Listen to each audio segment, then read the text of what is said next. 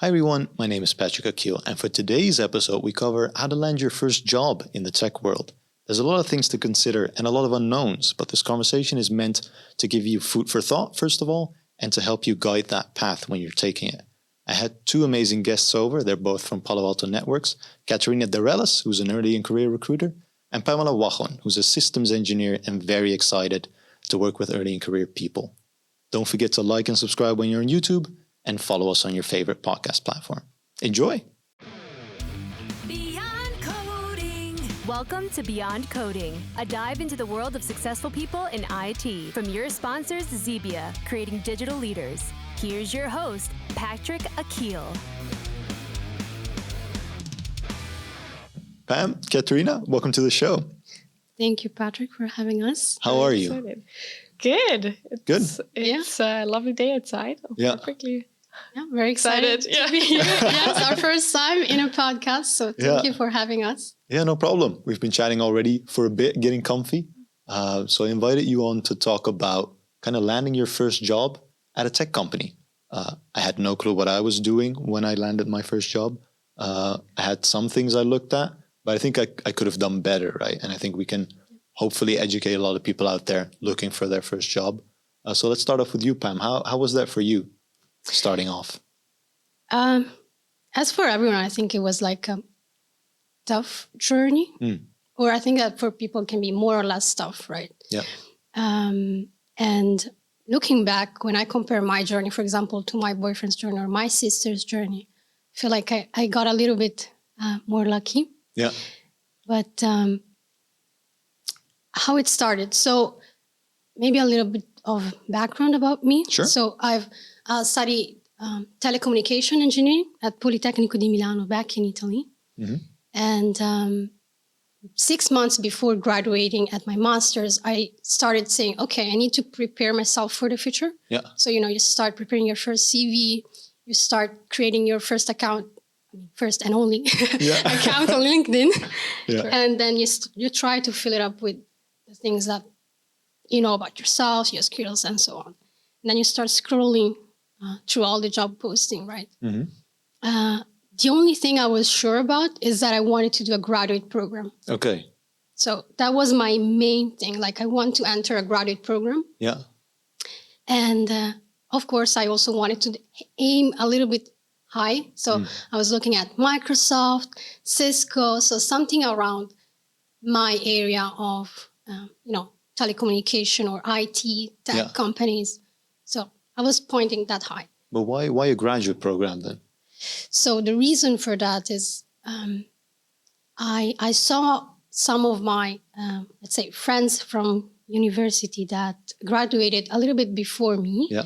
And they've entered junior positions. So they were like, they graduated and then they were brought into a position, a full position. Yeah. And the stories I heard were like, look, they put me into this position, but I don't know what I'm doing. Yeah. Like, they give me a little bit of training, but not enough for me to comfortably do the job. Yeah, too many unknowns. Yes, exactly. So I was like, okay, I don't want to do that. I feel like I want something more. A ramp-up time as Yes, well. Like, exactly. More guided somehow, more structured. Yeah. And I knew that graduate programs do exactly these things. Like, they give you enough time to learn. They give you the tools, the people, the support. Yeah. So I was like, okay, LinkedIn. I put like a set, how do you say that? Search alert for graduate programs. And that's how I started my search. Awesome. So I didn't even know graduate programs existed when I was searching, actually. They were like traineeships, maybe because I was looking for technical roles. So I saw a lot of those, but those just didn't seem like a good deal to me. Like, you're stuck for 2 years at the same company and like kind of a fixed scope time-wise and length-wise. So I did end up kind of joining as a junior somewhere. And it was kind of swimming in an ocean of unknowns. But I think I got lucky in that I had a lot of good guidance in a way as well. Very good, yeah. How was that for you, Katherina? So also a little bit similar with regards to, of course, not knowing where to start. Yeah. I did an international master degree. When I finished, I was really just like, okay, where do I go now? What's happening next? So for me, it was more about like what kind of international environment I could envision for myself, like in which company I could see myself. I have a more business HR background, so I wasn't too keen to be very specific about, I don't know, a specific industry or so. And from there, basically, I was lucky enough. I came up with Amsterdam, knowing that, of course, it is an international hub. A lot of different companies are represented here. Yeah. And then truly the final decision made for me was the people I met throughout the process. So throughout the recruitment process, I was 100% sure I'll really enjoy my time if I would work with these people, which I met already in the process. So for me, was the decision-making thing was rather like the people, the mindset I got to know throughout the process. And then I was sure, like, let's start with that. Awesome. So it's going to be a good start to just kick off. And then luckily it was now a tech company ending up. So even in the past two and a half years, a lot of things have changed. So far, good decision made. Awesome. They did a great job then with regards to the recruitment process and getting you excited about this position. Yeah. Indeed. I think, like, personally, this was, I had also, of course, other processes I was in, where I just logged up from the laptop. I was like, no, I don't see myself if with that. I don't know if that was just like some specific companies, industries, or just like the people themselves, because of course a recruitment process, I guess, is very subjective. You really have, like, you make up your opinions of what you can see and what people you meet throughout that. So that's lucky me, definitely. Yeah. So for you, it was very much graduate program, Pam, and for you, Katherina, you knew it was going to be international. Exactly. That was the main thing. Yeah. And after now, I think working in a tech environment, I also, for now, like, looking forward into the future, I still see myself in that environment, just because I just really enjoy it.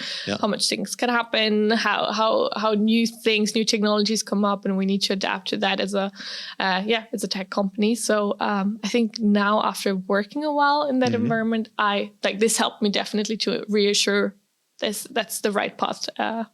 Going to. Nice. For me, it was coming to university. I didn't know what I was going to do. So I had kind of a broad bachelor's degree. And then starting the actual workforce, I also didn't know what I wanted to do. So that was then one of the things I mainly looked at, was kind of joining a company where I could figure out what I wanted to do. Right? I joined as kind of within an operations team. And from there, I noticed that I wanted to be a software engineer. So that's then what I pursued, right? I was maintaining stuff which I couldn't actually build or change or do whatever. And I wanted to do both in a way. So then I started pursuing that. But because I joined in kind of a broad landscape initially, I got to try out a lot of things. I got to experiment a lot of things and figure out what worked for me, right? Because I think everyone's different in kind of what they prefer, what they want. And I don't even know if you know that coming out of university in the first place. What would you advise someone, Pam, that's kind of looking to start their own career in the adult workforce, I guess? Biggest advice I can give is to do a self-analysis. So, like, asking yourself different questions. So, for example, what type of company you want to enter in. So, we have startups, we have corporate, and within corporate, we have small businesses or bigger companies. And answering this question will help you understand, okay, what kind of environment do I want to be in? Right? Another question could be, okay, what are my values as a person? And are those values matching the company that I am aiming to go in? Right? So values are very important from personal perspective, but also from a company perspective. And they might sound a little bit, I don't know, cliche or underrated, But for example, if your value is inclusion, is diversity, and then you look at the website of a company you want to be in, and then you look at the board of directors, and then you see that they're all white male in their mid-age, you're like, okay, this doesn't seem diverse. Exactly. Yeah. These people are representing the company. Yeah. So is this really aligned with my values? Because then, the kind of vibe of the company will affect your day-to-day job. Yeah. Okay. Another question could be, what kind of job offers I am willing to accept. Okay. So we talked about junior position. Yeah. I was looking for graduate programs, but we also have internships, for example. Yeah. So based on what you're aiming for, right? If internship is fine with you, because that's the path that you want to try, because maybe you only want to commit for 6 months and try different things before landing your, let's say, ultimate job. Yeah. That's also good. Or if you want, okay, I'm more adventurous than myself, you can go into junior position. Yeah. So also take this into consideration. Yeah.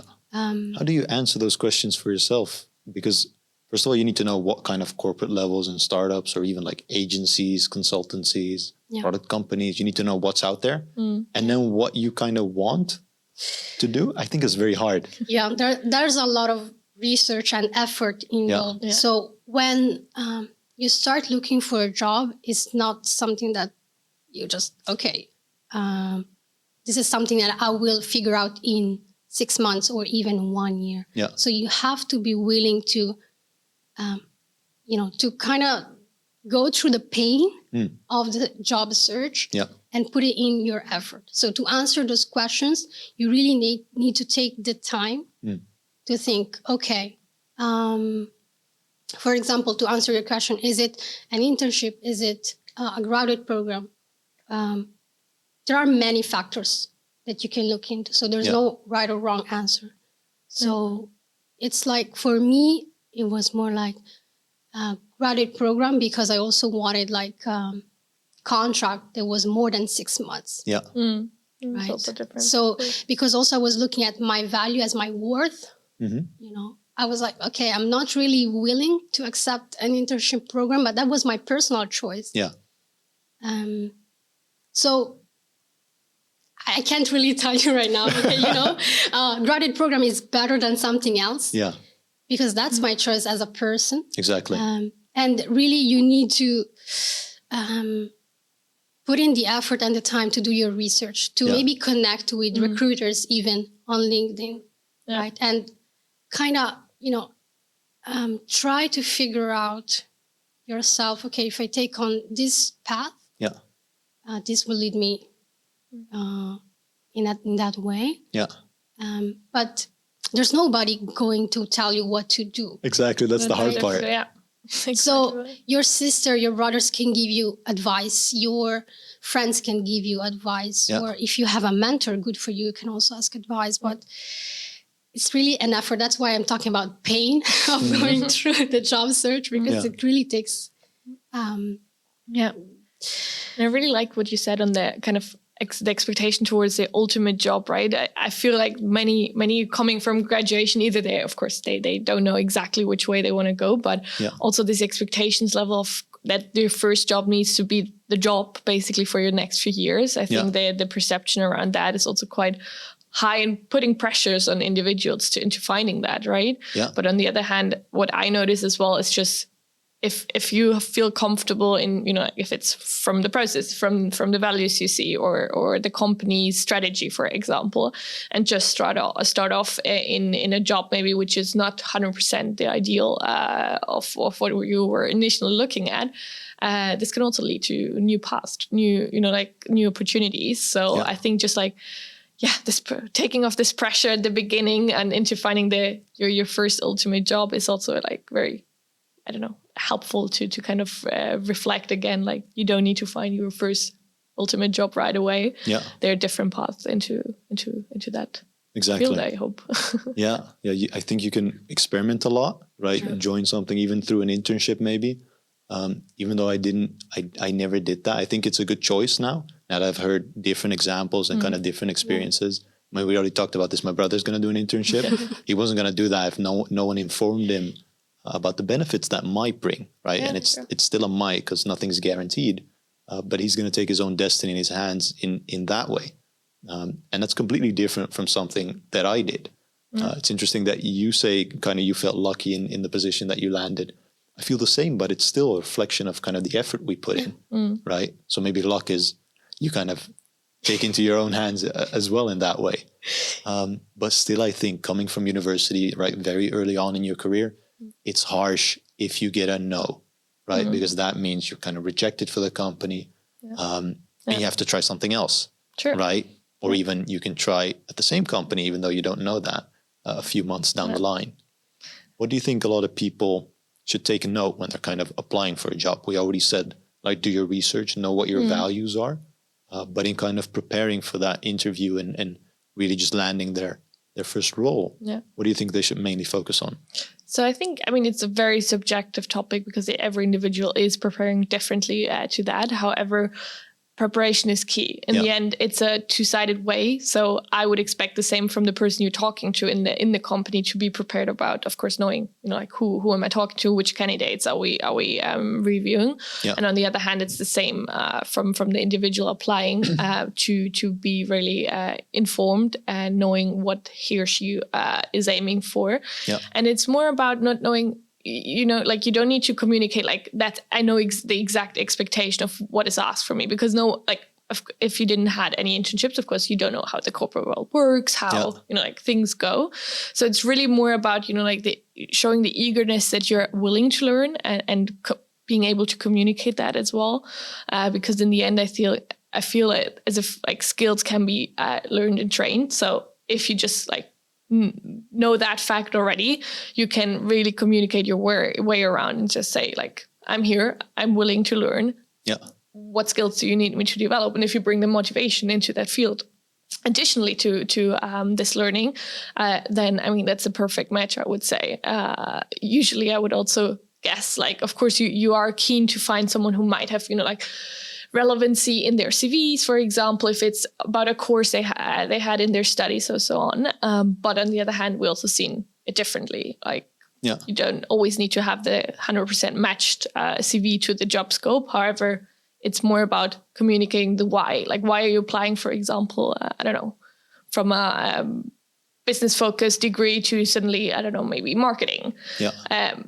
Of course, that could be a big jump. However, if you are able to communicate and say, like, for example, I did extra courses, that's something I like to do my personal time to really, I don't know, spend time around marketing and projects. That's definitely a plus, which we would also consider. I love the eagerness, right? The willing to learn and keep learning. Because 100%, one of the things I didn't realize is that your educational journey never ends, right? Maybe it ends in an educational sense in that you're not going to get a degree.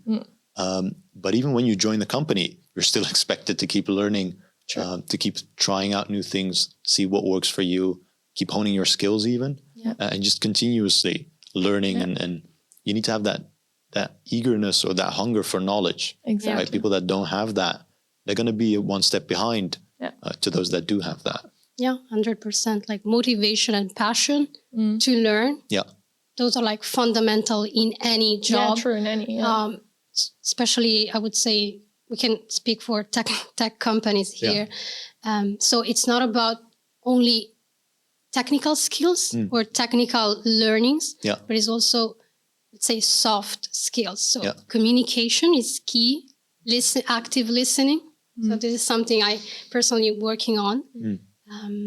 But also many other skills. So sometimes when students or graduates apply for technical jobs, they feel like they need to, put the bet entirely on their technical skills and have all the certifications, having done the right degree, But when we look at the candidate, we look at other things as well. As Katherina said, we look at your human skills. Okay. So if we ask you during the interview process to present something, okay, we evaluate not only what you're saying as a content, but also how you present it. So if you are able to indeed communicate, for example, or be a storyteller as well. And also we look at your eagerness, your passions, what drives you. Yeah. Right. So I would say another advice could be, technical skills are good, preferable, I would say. But also you as a person, how do you present yourself? Yeah. Right. What kind of energy as well are you projecting? And also keeping the energy, I guess, because what you said as well is, of course, it's a hard journey getting through a lot of process, potentially a lot of screens, recruitment process, and so on. Yeah. And if you kind of lower your motivation towards the job, you never know. Of course, maybe the next interview will be the right fit or the potential go for studying a career. And you could also see it a lot of, I think, often towards graduates. Of course, it is, you take it too personally. We had it before, right? But it's really about just rather ignoring the fact, seeing what you can potentially improve, asking for maybe also feedback right away. That'd be awesome. Asking, like after an end of an interview, for example, I had experiences that people just say like, hey, can you give me maybe a direct feedback already for me to take away and potentially await, of course, the decision, but still for this person already to reflect. And honestly, I think that's such a good trait to have already so young in your career, because it's just gonna, you're gonna build on everything you're gonna hear back. So I think that's also something big, just to kind of keep the level of motivation and eagerness, because there will be the right opportunity coming up. Yeah, and even within those interviews, right, you're never gonna nail it maybe the first time. I think very few do. So as you progress with your interviews, as you even ask that feedback, right, you're going to improve your communication skills or your attitude, or you're going to learn things about yourself that you didn't even know when you started. Yeah. And in that, you're going to find that, hopefully, that match in the end. And also from recruitment perspective, I also see myself as a kind of a coach, helping candidates, of course, to kind of lead through that. So if someone would ask me what can I do better? Of course, I want the best for them, and just say, keep on maybe focusing around a specific topic in your next step, or prepare, I don't know, again, what we do exactly, because, I understand that many people, if they need to apply often, you can really see they're not taking as much time sometimes to focus around one company and really do their research. Yeah. So that's positive. That's positive encouragement. I hope that, with that, it's a bit more helpful, let's say, for the candidates to go through. I love hearing that, because a no and kind of a company front can sometimes feel very cold. Yeah. But if you reach out or people are willing to help you in that way and still continuously grow, that makes it a bit warmer, right? That makes someone really likable, and even a company, because the people are working with the company, also a lot more likable in a way as well. Sure. I think what a lot of people forget, or what I even forget, is that it needs to be a match in both ways, right? You're interviewing for a certain position, but you can also interview for a certain company, right? If you think those values are there and they're not really there throughout the interview process, that's kind of a red flag, right? You might see that in your day-to-day then. So then is that really the right fit for you, or is that within a different company? I think that's an often example of from my experience, is that you might see or read values on their website somewhere small in the bottom corner, and you're just thinking how where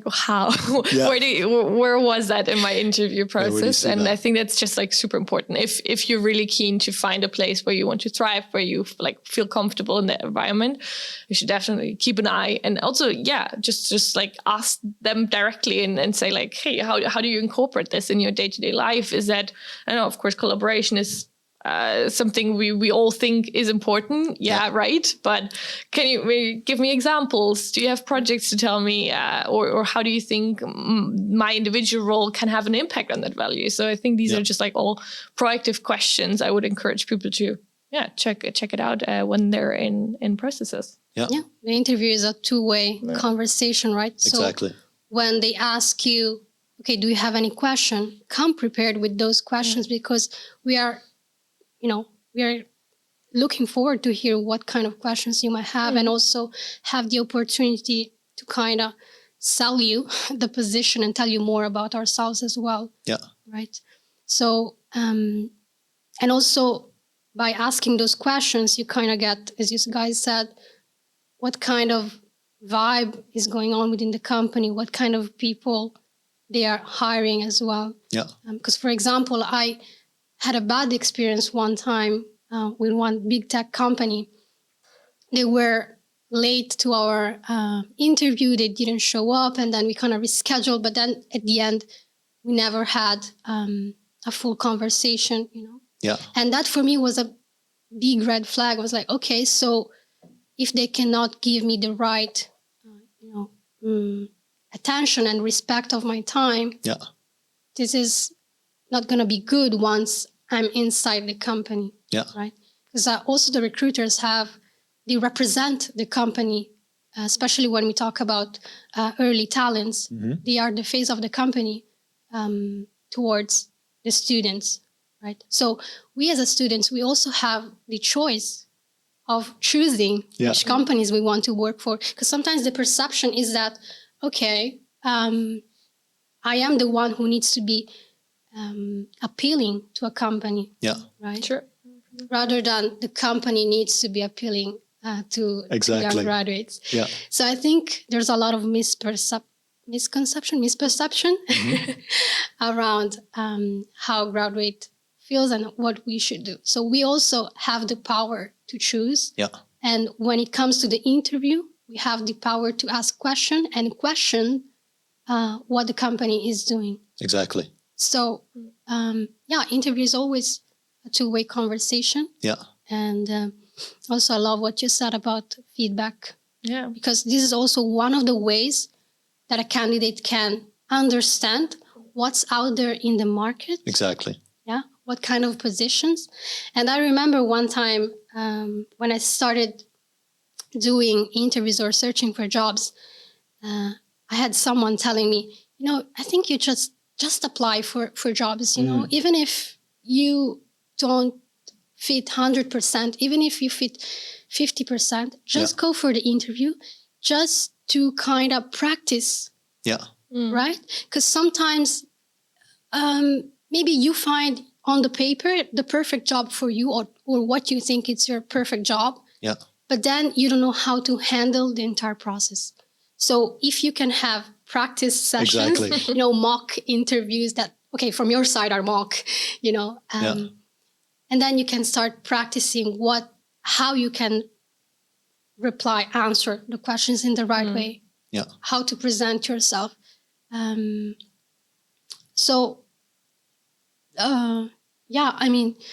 That's mainly what I did, actually. I did a lot of interviews, not necessarily with the intention of like landing this job, but with the practice of, okay, I'm going to do interviews. I know I suck at it. I hate even picking up the phone and calling with a recruiter or someone else. But I need to get better at this, right? If I can't communicate what I want, or if I don't even know it, how is a company gonna want me in the first place to fill in that position, right? It's just going to be purely on my skills and not necessarily about me as a person, right? And that's the fit that in the end makes it, I think, long term. Right? Because you're going to have short-term positions if it's not really a fit or if you just want to try things out. But really the values of a company that match with your own values, exactly as you said, that's going to keep you within that company and within that environment, I think. Yeah. I even had offers that said like, oh, you're going to get a lease car. And I thought to myself, I don't even have a license. I need to get a license now. Interesting. Yeah. But I was like, no, it's not a good fit for me. Or even to try out those questions, right? I loved when it was my turn to ask questions. I would always write down the questions I wanted to ask. If someone would say, oh, that's a good question, I would write that down, ask it in the next interview. Exactly. Yeah. And also getting the feedback, as Katherina said, you get the feedback from the previous recruiter and you can implement that into your next one. And then when your, let's say, perfect job comes up, yes, then you are prepared for that specific interview. Exactly. Right. So the process can be complicated from a student. It can be very overwhelming. Just the fact of uploading CVs, I was like taking my time to kind of review everything, and then pressing that save button or submit button was already nerve-wracking for me, and it can be like for many people. And then you start hoping, and then, oh my God, you get into that moment where you hope to get the interview, but at the same time, you're so scared of the interview itself that you're like, okay, I hope they won't call me because I don't know how to handle that situation. Exactly. So, yeah, I mean, just apply for a job for the sake of applying, getting comfortable with the process. Yeah, and building up your self-confidence, I guess, as well. Yeah, from one after the other. Yeah. So from an organizational point of view, if we flip it around, when you're in the seat and you have an interviewee in front of you, we already talked about things that an interview should make apparent about themselves, right? The communication skills, the kind of hunger for knowledge, and even the fact that they're asking questions. Those you're probably going to look at when you're doing the interview.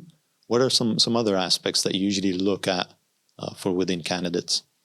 I mean, it's very depends on the jobs and on the departments themselves. However, of course, while starting working on a role, it's always we also ask a lot of questions to the managers because, of course, it's exactly what we want. We want to figure out as much as possible on what they're keen to find, and it's early in career roles are, of course, they might have a preference on a specific skill set or a background of studies, but it has been proven wrong. Better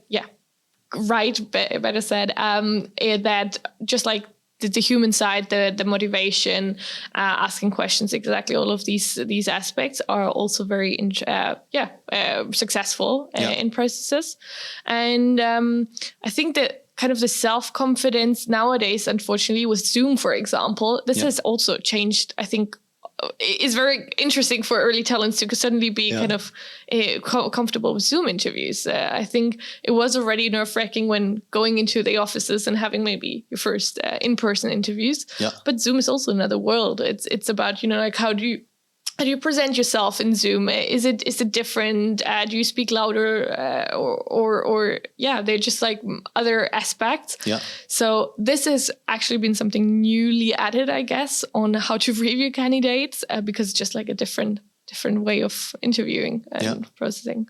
It's a weird dynamic, right? Zoom versus real life. Yeah, well. In real life, you can see if someone gets anxious. You can take note of that, right? That non-verbal communication. Through Zoom, you have almost nothing.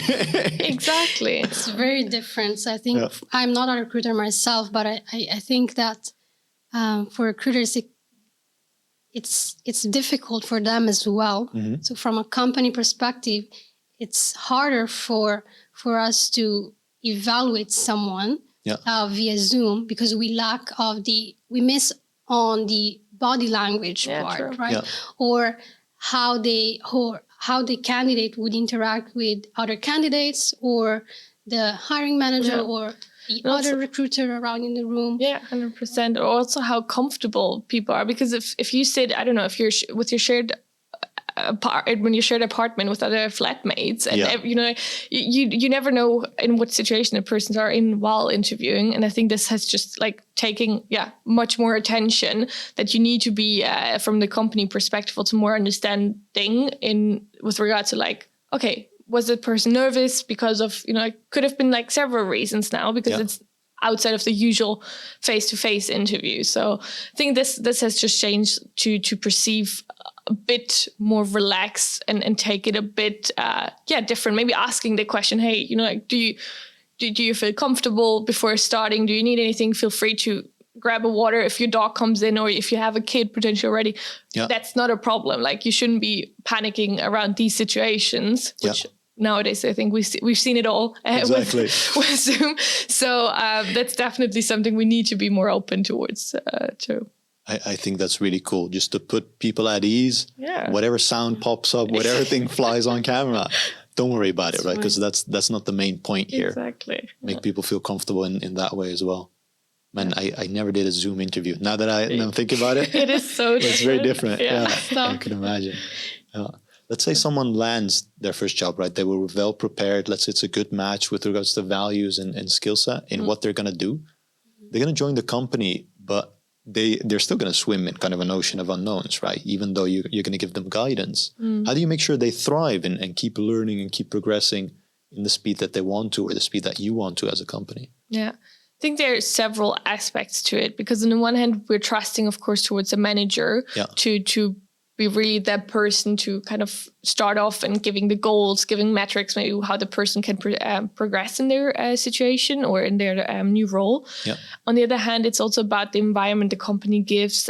For example, if it's mentorship opportunities, if it's networking opportunities to really exchange with other people who started maybe in a different region or in a different team. Yeah. So really supporting more on the communication part to exchange and feeling comfortable and also highlighting maybe things that went well and which didn't. Yeah. So that's, I think, a main point that the talents who start early in their career really have a place to go. If it's also sometimes, of course, managers have several direct reports. So maybe you don't get the attention you might need. And there should be given at least a few other opportunities to find that maybe in a company as well. Yeah. So, do you think which type of companies would offer that the most? Because I don't think a startup is going to give you a lot of guidance with regards to your career, right? Yeah. You're going to be very responsible because there's not a lot of people. So you're going to try out a lot of things. Sure. Hopefully you're going to fail fast and learn from that. Exactly. But there's not necessarily a coach or a mentor within that environment. Yeah. Whereas corporates, I think they can offer that more than the startup company, I guess. And then I think it's more like up to you. Yeah. Right. So there's, let's say, the responsibility of thriving in a company. It's both on you as well, as well as on the corporate, for example, if the corporate has the means. Yeah. So, for example, there are many ways you can thrive, right? So in terms of personal brand, for example, what do you want to be known for? Another way could be setting the right boundaries for yourself. Yeah. So understanding, hey, I want to prove myself in a way, but it's fine if you say no, or it's fine if at 5 p.m. this is end of day. Yeah. You don't reply to emails anymore. This is also a way to thrive in the sense of keeping your mental health sane, right? Yeah. Because we always want to, provide results, show that we are capable of doing our job, especially for early talents that, we're new here. We need to show that, prove your value. Exactly. Yeah. Prove your value. Like, say, you did a good job at hiring me, and so on. Yeah. But if you want to have a sane relationship within the company, if you want to stay sane yourself, you need to be like, those are my boundaries, and this is fine. And as soon as you set them earlier, the earlier you set them, the better. So then people know that, this is Pam doing her job 9 to 5, 9 to 6, whatever. Yeah. And it's good. It's fine. Yeah. I think someone really needs to help you with that, right? Because those boundaries need to be healthy, especially now that everyone's working remote. It can get very blurry what your personal time is and your work time. And if someone doesn't take note of that, hey, you're working at night most of the time or taking a lot of calls while you don't really have to. Yeah. And someone needs to really have that conversation before you're going to be like, oh, maybe this is not normal. Maybe this is not what everyone is doing. Yeah. And I think they are also help on that with that regards can be, of course, someone in the company helping you to kind of guide you or advise you towards, hey, is that really reflecting your work? Is that really how you want to move forward? If that's healthy, if you don't set yourself boundaries, for example. Yeah. And I think, for example, mentoring is, of course, like a big topic. I think early talents are keen to find, but it's super how do you do that, right? Like it's easier said than done.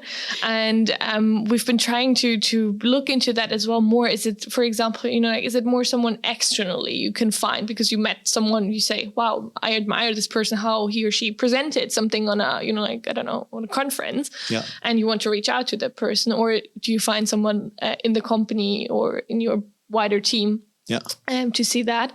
And with that, I was also thinking about, for example, do you also need a sponsorship early in a career? Do you need someone who maybe is not the person who advises and guides you in your day-to-day life or in your role or challenges you might have, but do you also need a person who might like help you your career step, kind of give you a seat at the table, like around discussions of the talent. So there are a lot of things I didn't like think about when starting, to be honest. Yes, but like after a while, I'm like, that sounds like I need, not that I need it, but it would be great to have, because it just can help you to progress in your career, if it's with regards to promotion, or even we call it lateral move, where you just kind of move into a different skill set you weren't exposed before.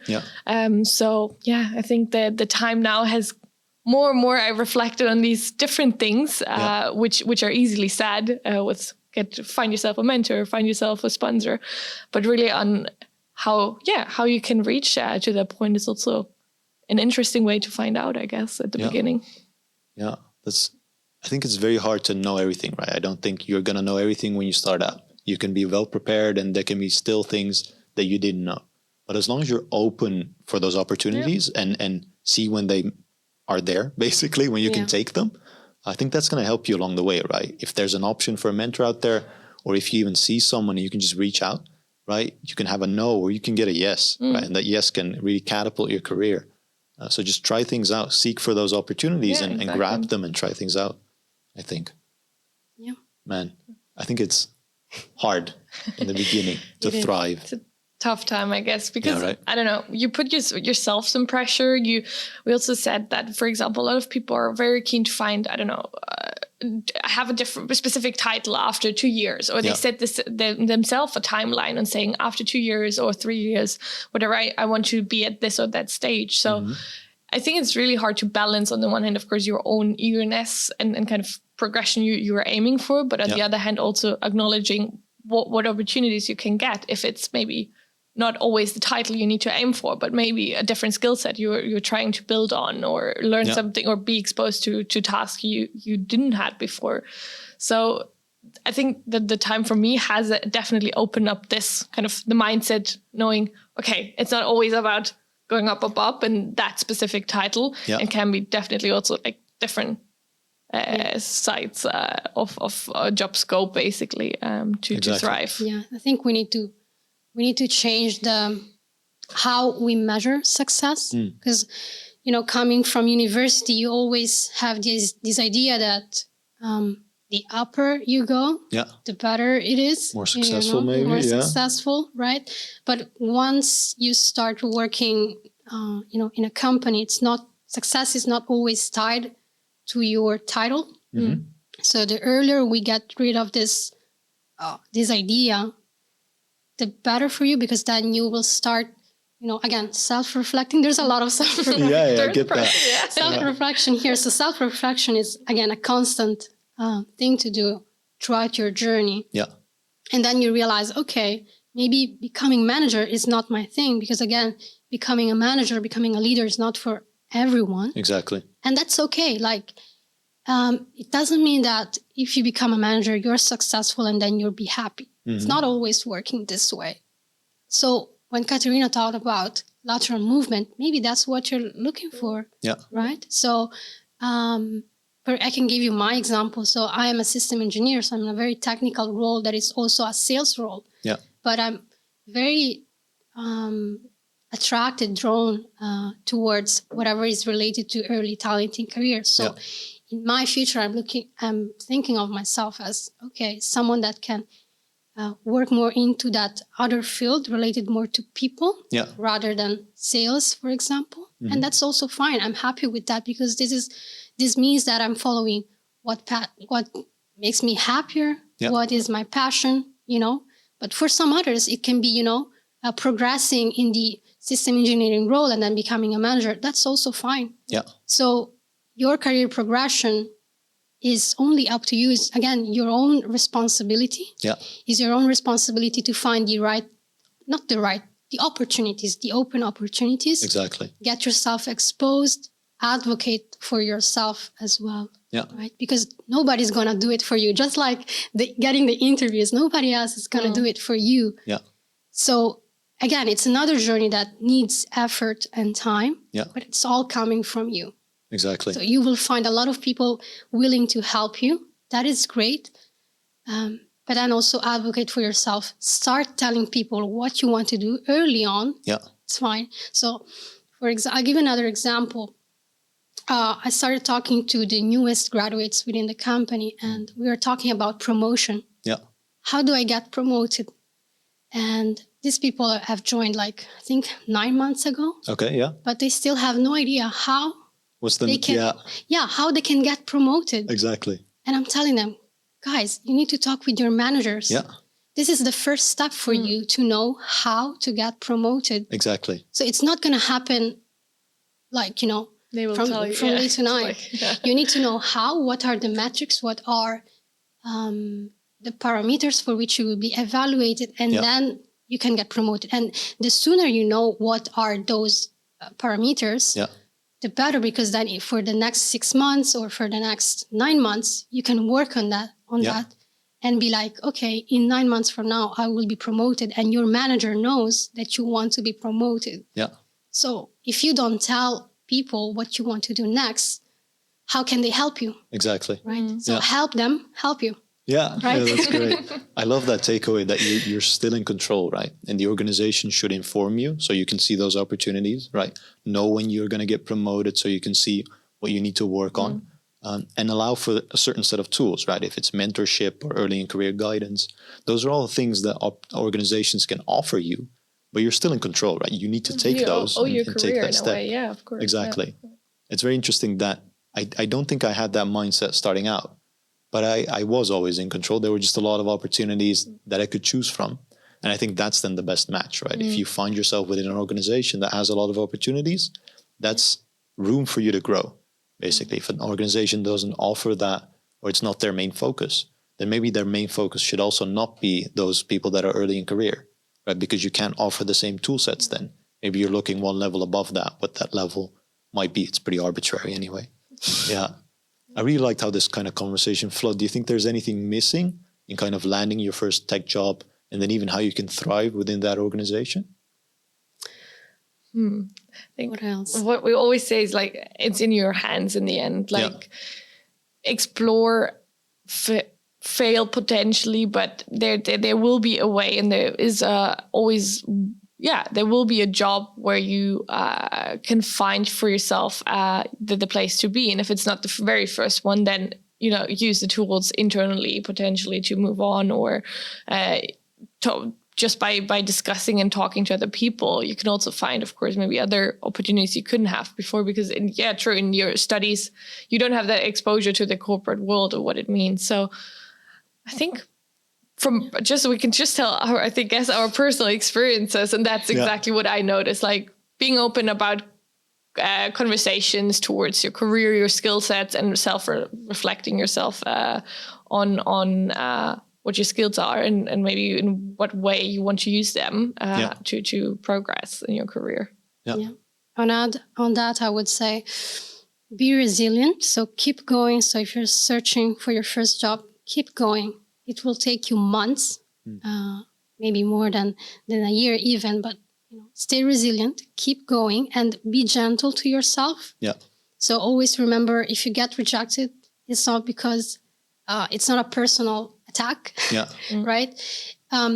Build on that. Gain strength from the rejection. Get the feedback. Come back again stronger, and keep going, keep trying. Yeah. And remind yourself also that you are worth to be one day into your dream company or dream role, whatever that is. Yeah. And even if you don't get it right away, you are, the more effort you put into it, the closer you will get to that. Yeah, right? Exactly. So keep going and be gentle to yourself. I love hearing that. There's not one dream job, right? There's going to be a lot of great matches, right? Yeah. And you just need to land one. Right? If one says no, you can try in a few months. Or even a few weeks. I don't know how exactly that works. Or you can find something at a different company, right? Just as good of a match, same opportunities, great environment, and maybe land it there. Right? Don't be harsh on yourself. Keep growing, and eventually you will land something. Right? You're going to be acing those interviews after a few, hopefully. Yes. Cool. Thank you so much, Katherina. Pam, I love this conversation. Thanks for having us. Yeah. Thank you, Patrick. Hopefully we'll do this again sometime. Hope Cool. so. That's it. Thanks for listening, everyone. Leave us a review or a comment if you liked it, if you made it all the way till the end, and we'll see you next time. Beyond Coding. From your sponsors, Zebia, creating digital leaders.